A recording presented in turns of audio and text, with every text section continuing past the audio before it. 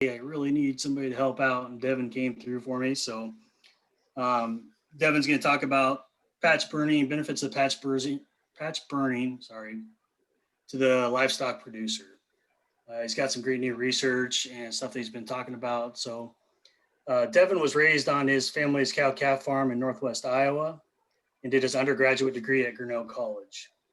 After a year studying game ranching in southern Africa, he started a graduate project on patch burn grazing and fire ecology of tall fescue at Iowa State University under Dave Engel.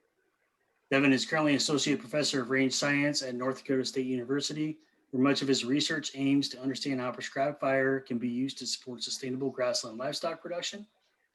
He also leads graduate students and colleagues in prescribed fire operations and research, and develops DIY systems to measure fire behavior. He's also recently the co-author of a new fire ecology textbook called the Ecology of Fire Dependent Ecosystems. So Devin, take her away. Great. Thanks, Brian. I've tried to share my screen here. Are you seeing the slides now? Yep, we got you here. Great. Well, I appreciate the opportunity to speak with y'all. I'm going to be showing you some data that I've just been working on in the last week or so, actually. So it's kind of exciting. You sit in your chair and you wonder if you make a graph, but there's nobody around to show it to, does it really exist? And so I appreciate this opportunity for y'all to kind of to validate that this science actually happened. Now, to get data, you need a pretty good crew of folks, and I couldn't be there without mine. I have a great group of graduate students working with me. Jonathan Spees and Megan Wanchuk are in my lab currently, and Megan Zaki and Michaela Lakey have contributed a lot of data and a lot of time on the fire line burning for us. And then my colleagues around NDSU at our various research extension centers and main campus have allowed us to do a lot of this, all of this work, and some of the data analysis that I'm going to show you relies on some technology that some of my colleagues are contributing. So we're going to speak about patch burn grazing, and as I'm sure many of us are familiar with, what we're trying to do is replicate this pre-European settlement landscape. We talk about the fire grazing interaction where you have these spatially discrete burns. Animals are attracted to that, concentrate their grazing there. All these other areas grow up, they accumulate fuel. So that's where you're going to see your fire in the next iteration of ignitions. And you're also seeing the habitat diversity in there that supports a whole broad suite of grassland wildlife. We're under contract to show this graph every time we give a patch burn grazing talk, where you see the gradient of the habitat vegetation developing as time since fire increases, and we have specific birds that use certain areas of this.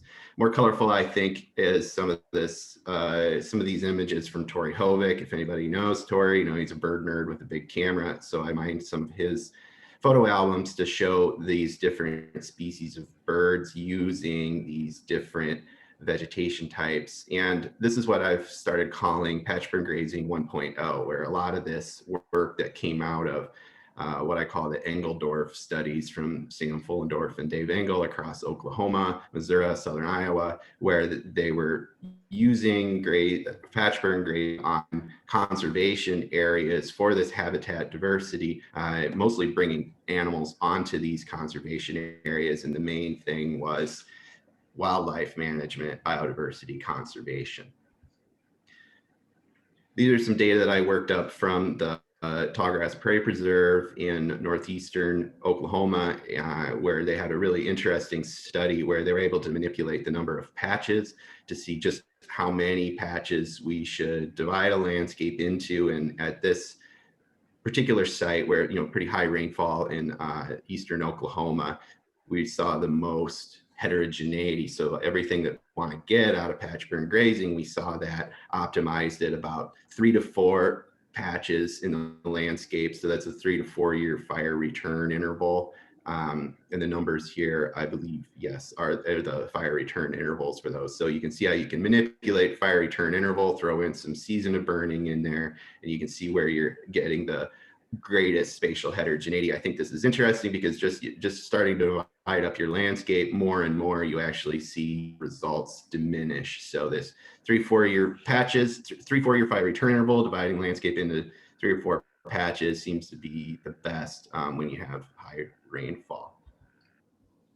So what are some of the sources of heterogeneity? Where does this come from? And this is a pretty simple way of thinking about complex geography at a continental level, but we sit at this pretty interesting place in the central part of the, around the 100th meridian, where rangelands to the west of us are really driven by this inherent heterogeneity that just occurs in the environment, whereas disturbances drive a lot more heterogeneity as you move farther east. So North Dakota is an interesting place. Nebraska is an interesting place to research on this, because you can really look into whether you can override one or other sources of these of variability.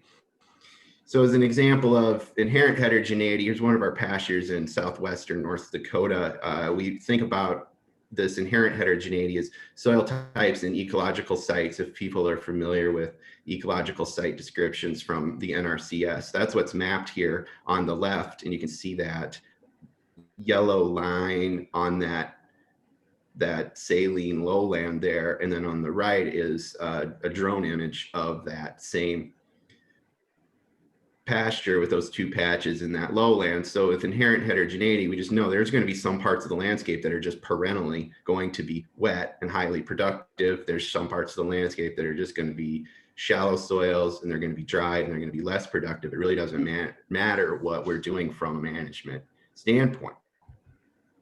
Disturbance-driven heterogeneity is a top-down imposition of a pattern where we try to go in and create that magnet effect, put in this patch of high quality forage that are bringing the animals in, and we're trying to override some of that inherent heterogeneity to reduce those perennial grazing hotspots where you see animals returning to the same areas year after year and overgrazing at every single grazing season.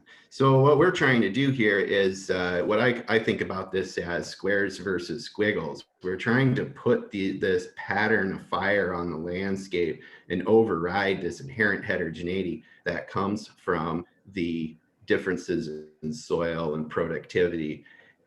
A heterogeneous landscape that we get from this can buffer against variability in forage production.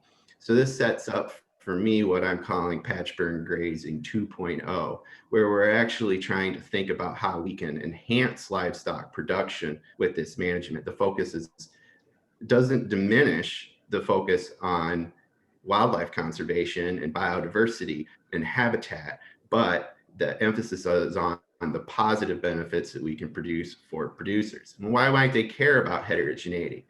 Heterogeneity, all this in variability, it's in the scientific realm, it's an ecological concept, but what that means to a producer is stability.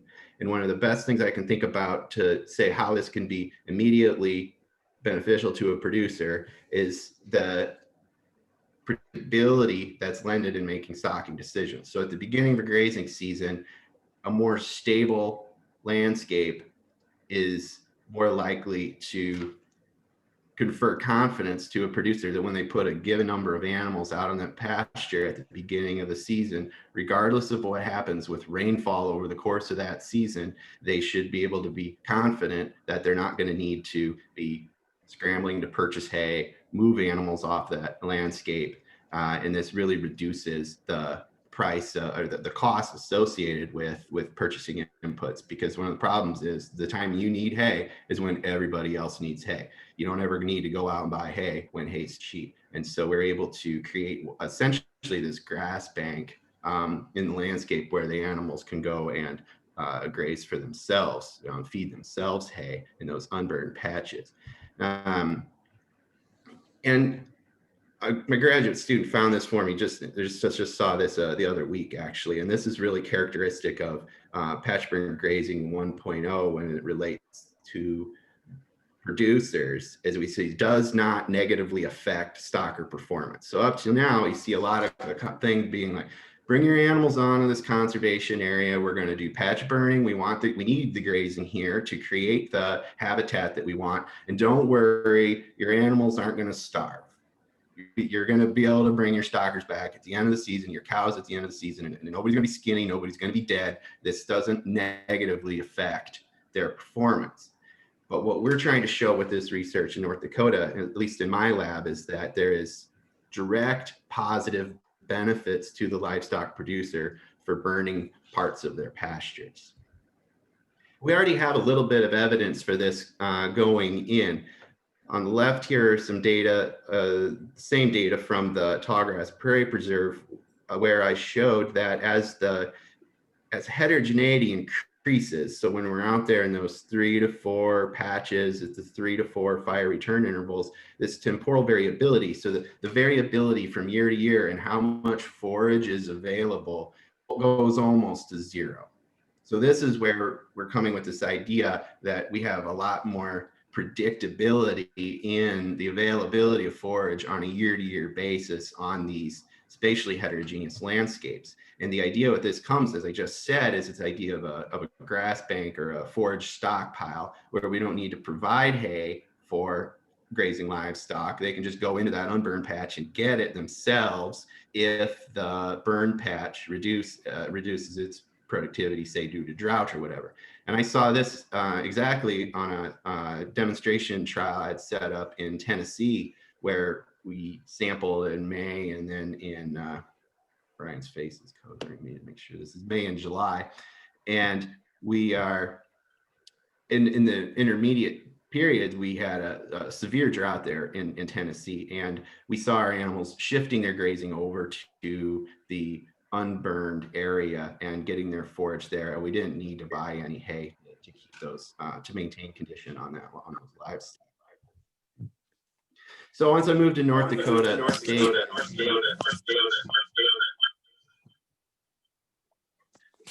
once we moved to North Dakota, one of my main interests was pursuing this question of benefits to the livestock producer.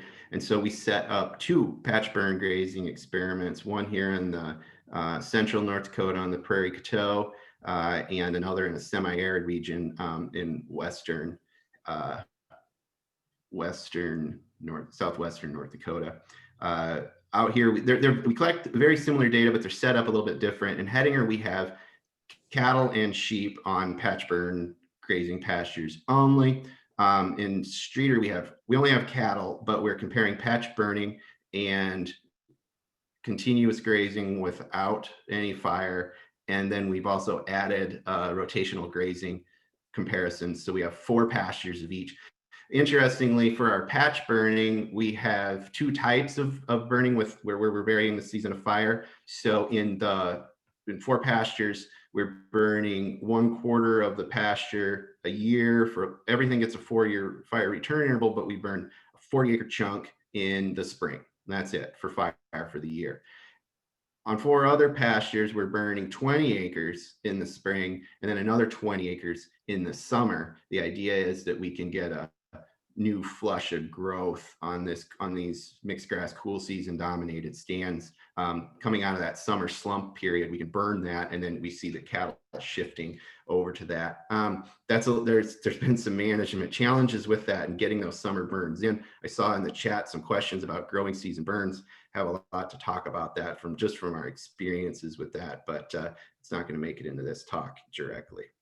So our fire shows up on Google Earth you can see them from space, which is pretty cool. Here you can see we've taken a section, we've divided it into 4 experimental pastures. On the left, you can see our 40-acre burns from that spring where we burned the entire patch. And then on the right, you can see one of those 20-acre burns. So if we zoom in on that to a 160, you can see we have 40 acres. You can tell we had a northeast wind. I think we had a little bit of slop over on that. And here we're showing how in this first study where we have all this unburned area around here and then our burned patch, that green grows back nice and lush. And then in the interest of sampling forage quality across this patchy landscape, we've randomly distributed all these sampling points around there, and they're nested within ecological sites. I'm not going to get into that right now, but you can see how we're sampling this at a landscape level. And at each of those points, the students clip everything that's standing there, and that gets ground up. And then over here on the right, you can see that we're using this near infrared spectroscopy to do our forage quality analysis. This is a high-tech piece of equipment that the benefits to it is we get all sorts of information from on forage quality, not just crude protein, not just the stuff you can get with chemistry. And it costs us about $1 or $2 a sample versus $25 a sample, which would if we sent it to the lab. So we're able to get a lot more information. We can do all those sampling points many times in the summer to see how forage quality is trending during the summer because of the cost limitations are off. And we also have the students doing poop counts, fecal pat density, technically, right, around these points to get an idea of how often animals are visiting those areas. So right away, when we rolled out this study, we had a drought. These two graphs, the blue line with the gray bar around there shows the 30-year average rainfall for both of these sites, and the orange line in both graphs show the rainfall that we got in that first year of our study. And you can see that it's substantial. The drought came early and it stayed on for quite a while through the entire grazing season. So we kind of saw a natural experiment built into this, and we compared, not doing exactly the same comparison, but we at the Hettinger site where it's semi-arid, again, those pastures were all patch burn grazing, but we had the pastures were stocked at the same rate the year before, just without fire. So no fire, plenty of rain. Next year we did the burns and we had a drought. So we did that comparison from one year to the next. At our other location, it was the first year of anything, but we had that continuously grazed, no fire treatment that we were able to compare literally across the fence lines in those 2 years. So what we found in that is the fire actually increased gains, especially for cattle. You can see that the calf gains, as we would expect, didn't change substantially when a female cow is stressed and nursing.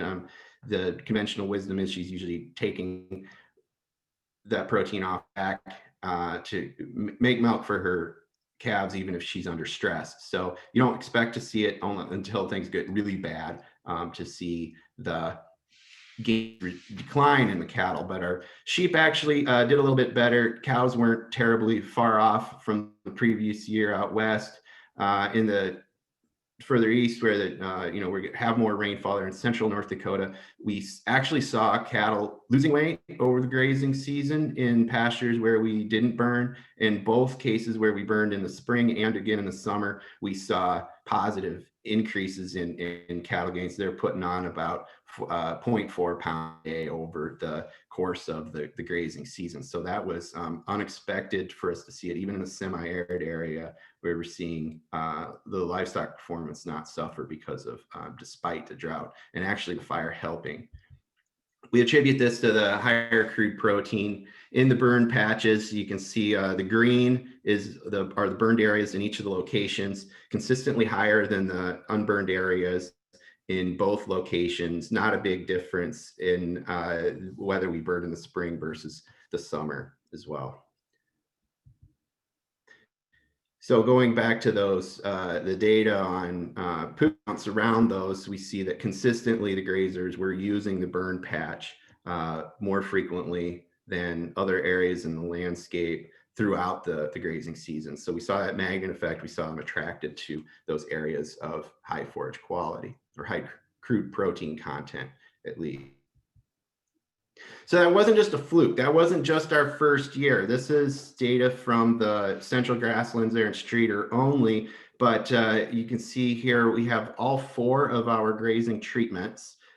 We have the 3 continuous grazing where we don't have any fire. We have the 2 types of patch burning, and then you can see that in that second year of the study, we added that twice over. It's a modified twice over rotational grazing, 4 paddocks, all that. You can see what I think interesting in this is when we look at the no fire, there's a huge amount of variability from year to year. First year, our animals lost weight. This last year, they performed the best. They put on a ton of weight. And in the middle there, they were not different from zero or slightly better than zero. That's what I'm talking about with the stability. If you compare that amount of variability in that treatment to the patch burning ones over here, every year we had about half a pound a day, every year. And that's that predictability that producers can go into. With over here with the no fire, you don't know going into this, which if we think about what the next 4 years are going to look like, it can be any one of these. It could be something totally new. So if we just combine these and look across these grazing systems, all 4 years of this, the continuous grazing where we didn't have any fire and where we were doing patch burning, if you combine all those years, you see that we don't have any difference from zero with continuous grazing, and we consistently have that 0.5 pounds per day over the grazing season on our fire treatments. Once we throw in that twice over rotational grazing system, we're throwing out that drought year. So the no fire improved quite a bit because we really only saw the negative, the average losses on the no fire treatment in that drought year. So this throws out the drought year. You see that rotational grazing doesn't have the benefits. We're basically not gaining any weight in those animals, and areas where we're burning have substantial gains across all 3 of those treatment years. So some new stuff that I think that producers are interested in, stuff that we haven't really dug into as scientists yet. And I've just pulled this out of Megan's proposal that she just sent to us literally yesterday. So I wasn't able to remake these graphs for you so I apologize if they're a little small. But what you see here are 4 minerals that she's compared from the burn patch. So anytime you're seeing the green data higher than these orange ones, this shows an increase in these minerals on burned patches. And you can see that they are consistently higher. This graph on the right shows that overall effect of fire for these 4 minerals. Anytime you're seeing the data, these purple bars to the right of 0 shows that fire increased the content of those minerals in the grazing stand. So you see phosphorus had the highest response and calcium had the weakest response, but all of them were significant increases due to fire for the mineral concentrations in the grazing forage. Pulled something out of John's work where he's doing some soil work, the similar graph as before, where you see that vertical line around 0, which would be no effect. Fire had no effect. Anytime you see the data to the right of that line, it's showing that fire increased the soil nutrient measurement. The legend's a little small here. So you see the yellow there is the most recently burned patch.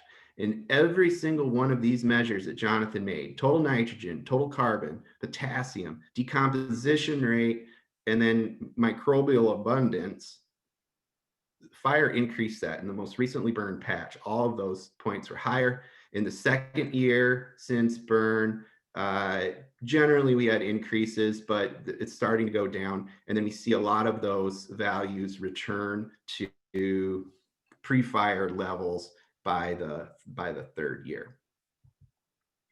So that's interesting to see those positive effects in the soil. There's a lot of concern about whether fire is bad for soils, especially in the more arid areas like Western North Dakota. These are some data that we've collected from most of these burns, and you can see that we got pretty high temperatures, 15 centimeters above the ground. In the grass canopy, we had averages between 200 and 300 degrees Celsius with a lot of variability around that.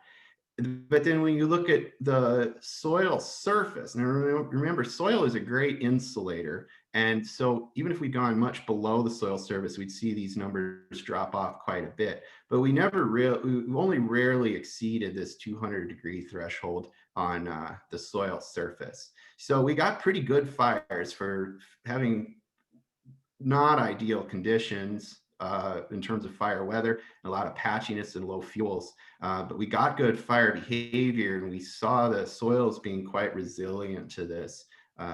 As we saw all those increases in soil health measurements despite these temperatures.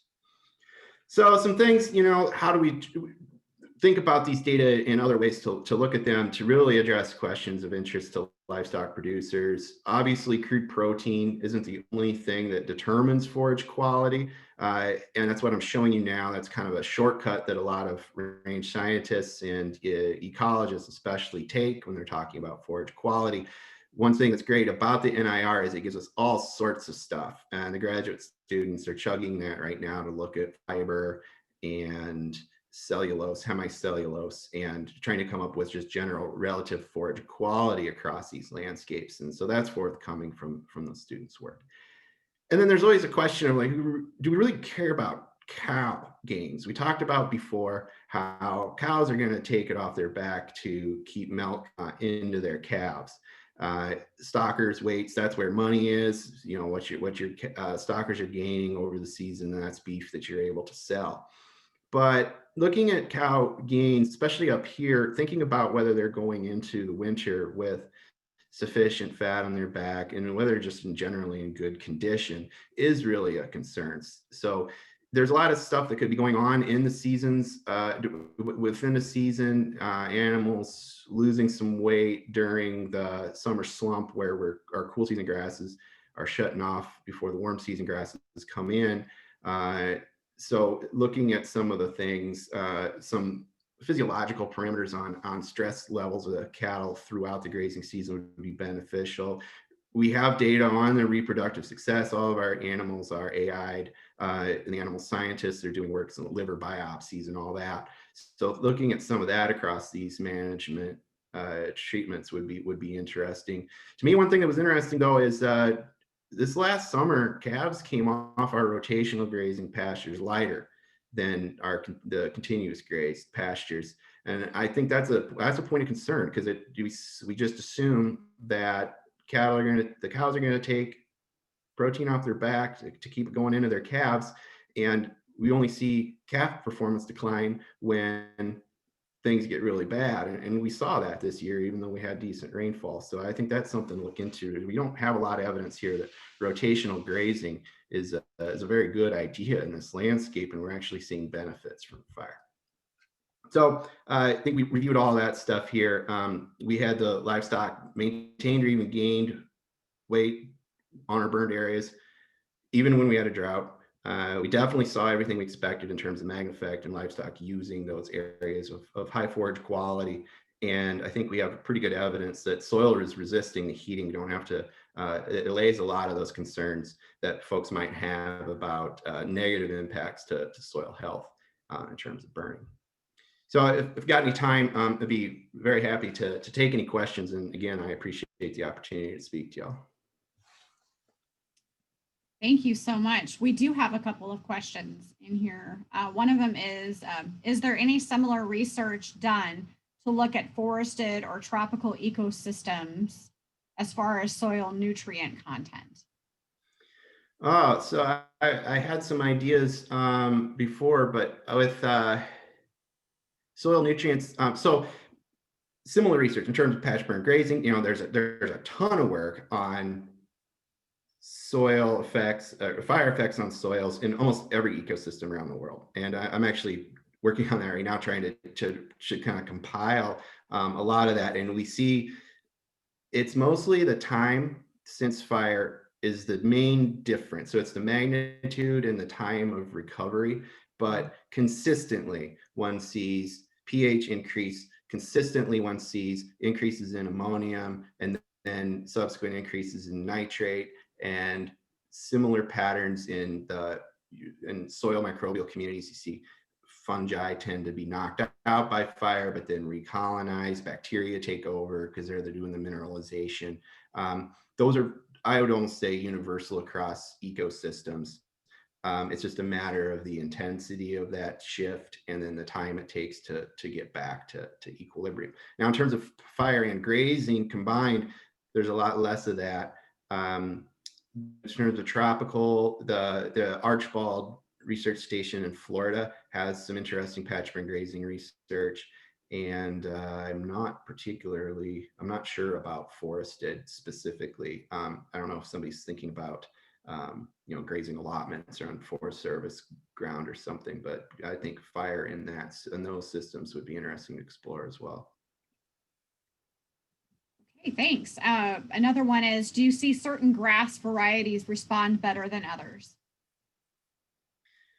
That's a great question. My students have not been collecting data to the species level everywhere. We've done it out in southwestern North Dakota. Those are all go back fields. And so our stands are dominated by crested wheatgrass, smooth brome grass, and intermediate wheatgrass.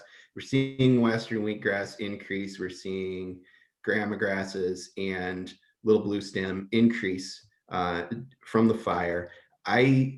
Based on my own work in southern Iowa, I did my dissertation on plant community composition changes to patch burn grazing, and you just didn't see it. You see the functional groups shift, you see the broad areas, structure change, but that's mostly the same species just being lower or taller after being able to grow back. I think it takes several burn cycles before we really expect to see substantial changes in composition or even just specific species responding much, especially when you're bringing fire back into these rangelands. A single burn affects, well, everything I just showed you, but it takes a while for the composition to shift. All right, another question is, how would you expect these gain results to compare when looking at bison or buffalo herds? I think they would be similar. I don't know. Do we want bison to get much bigger than they are? So maybe we want to try to rein them in a little bit. So that opens up some interest. I've speaking with some animal physiologists up here in the Northern Plains, and what condition for the winter is. I think we have this human conception of animals being cold, and we want them to be well fed and fat and happy. But wild animals tend to just reduce their metabolic rates considerably in the winter, and they reduce their forage demands. So I don't know that the same parameters for wildlife would apply to livestock. And I'm starting to wonder if we shouldn't consider winter management for livestock more like animals, wild animals, and thinking like, well, maybe we can let them be cold. Maybe they're okay if their metabolic rate drops and we don't need to feed them as much over the winter. But looking at conception rates and calving percentages, and I think 205-day weights, that sort of stuff in that next year after you've had fire, after you've done whatever winter management, that's going to be the key in determining how these go. And so I don't know how the large ungulate researchers measure elk or bison condition and reproductive success over several years, but I think I'd be interested in trying to model some of that in livestock systems. Right. And then I think the last question I have on here is, do you see an upper limit as far as stocking rate goes when it comes to the benefits of fire?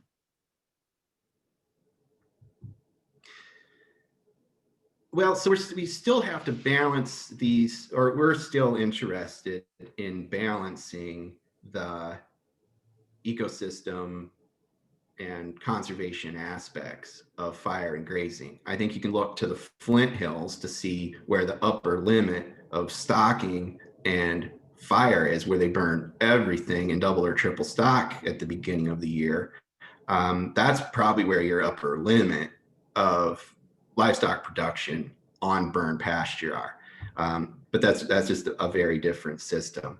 So I think that what we're trying, we stock at what I think the NRCS would be moderate stocking rates here.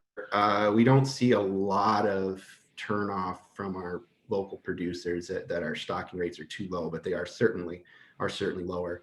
And again, what we're trying to do is, you could get more production if you burned more area, but we're trying to leave these unburned patches on the landscape as well. So I don't really know how to say that there's a upper limit, but I don't feel that we've pushed it.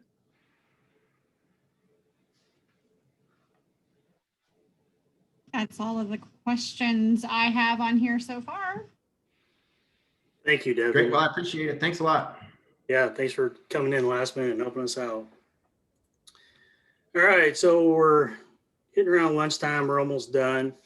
Just a few things here to kind of tidy up the end of the conference. If anybody's interested, we are having our annual meeting this afternoon. It's not something that, can be a bunch of, it's basically just going to be kind of business information. We're going to elect new board members, hopefully. Take a look at our budget and talk a little bit about conference planning. So if anybody's interested in that, feel free to join us. The link is in the agenda that Alicia sent out earlier. You should be able to, you don't need to register for that. I think the link should just be able to take you right to it. So I just want to kind of put